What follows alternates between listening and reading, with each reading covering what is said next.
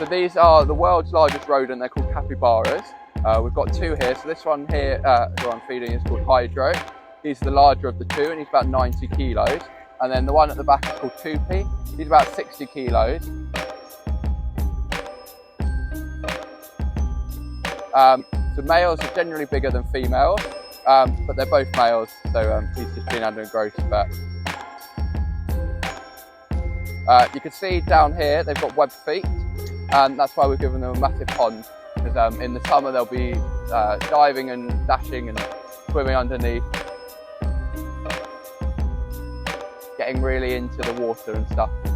It's also good for their skin, so their skin condition will improve the longer they're in the water.